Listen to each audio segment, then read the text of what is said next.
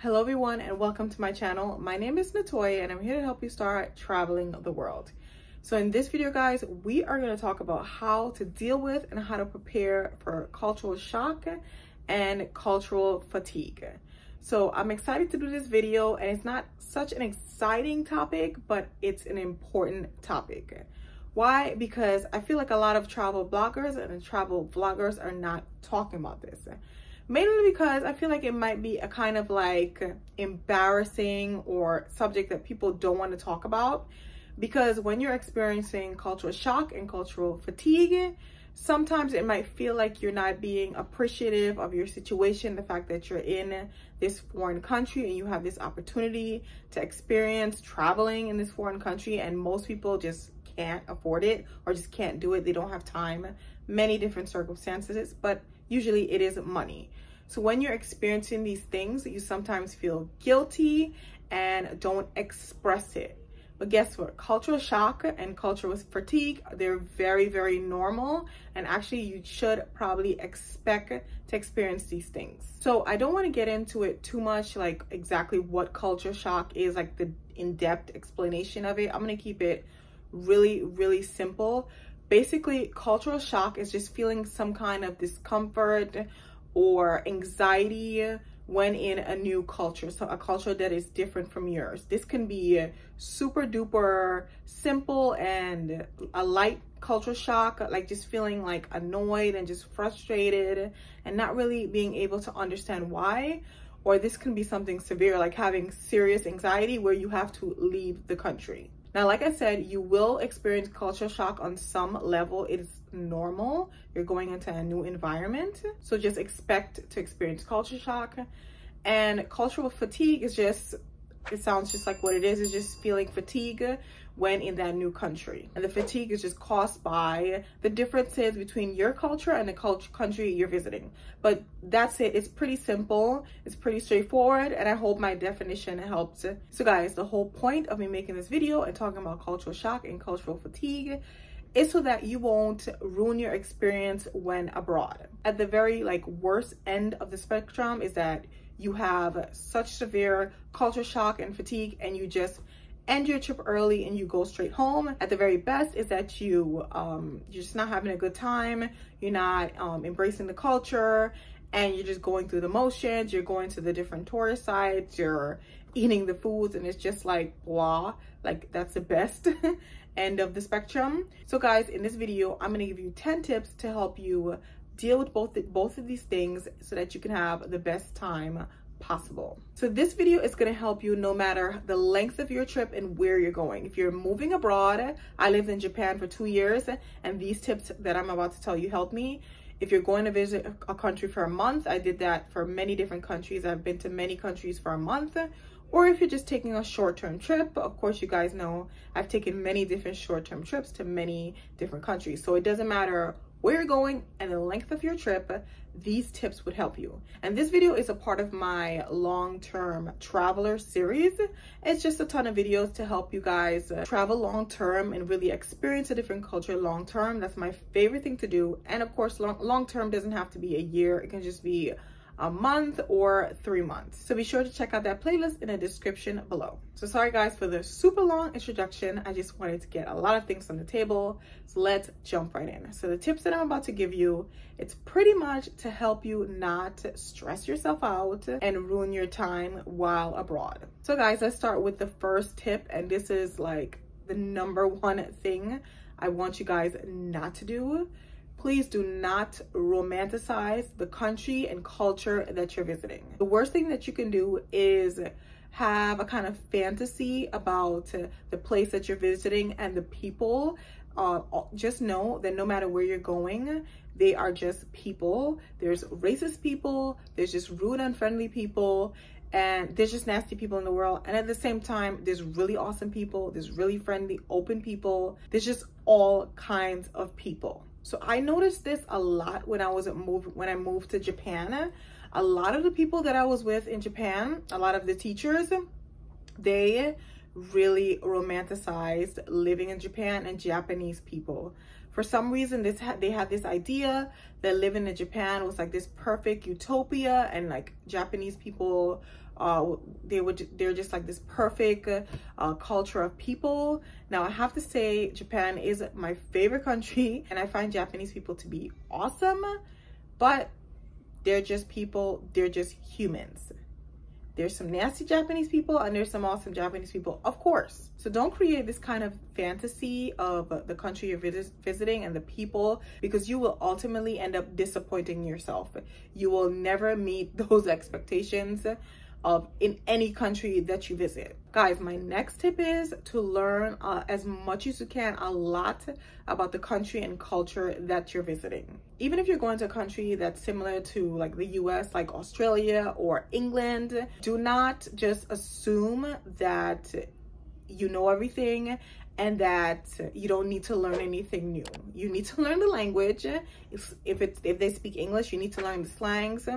You need to learn definitely you need to learn different cultural norms, ways people show their respect, ways people show their disrespect. One of the biggest lessons I've learned while traveling, you don't know what you don't know. There are just some things you don't know because there's no way for you to do research and know that it exists because you don't know. What you have to do is get on Google and do some research on the country that you're visiting. You just have to. And if the language is different from yours, of course, get on YouTube, watch some free videos, pick up some phrases, get a language partner, just study, learn about the culture, because this will help you ease in and feel more comfortable in this different environment. All right, number 3, the next way to avoid cultural fatigue and deal with cultural shock is to start, if you're a new traveler, to start with shorter trips. If this is your first time traveling long term, say you're going to Japan for a month, start off with going to say Puerto Rico for 3 to 5 days, or Guatemala for 3 to 5 days, or even Montreal.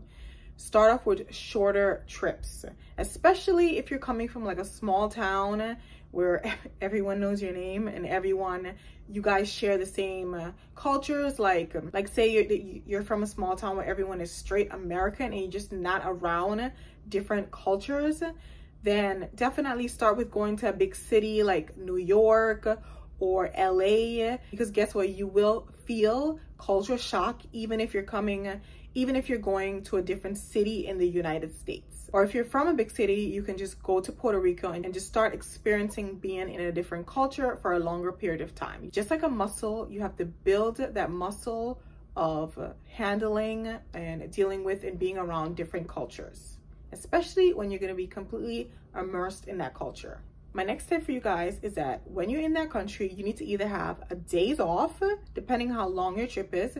Say you're traveling for a month, you need to have a day off, or maybe 2, where you're just at home in your Airbnb. You're not dealing with the culture. You're just in your own element. And at that very moment, you're an American and not an American in a different country. And if you're going away for a short period of time, say you're going for a week, stay home for a part of the day, say the morning time or in the evening or the afternoon, whenever. Just give yourself a break. That's what I'm trying to get at. Give yourself a break from the culture. So for example, when I was in Japan, I lived in Japan for 2 years. I would take like maybe once a month, I would have a day where I'm not leaving the house, say a Saturday, because I was working from Monday to Friday.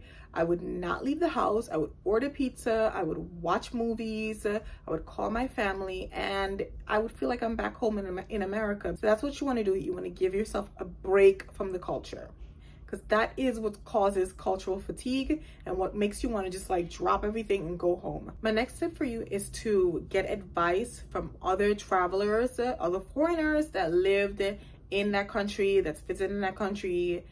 Get to know how properly navigate that country, how to interact with the people.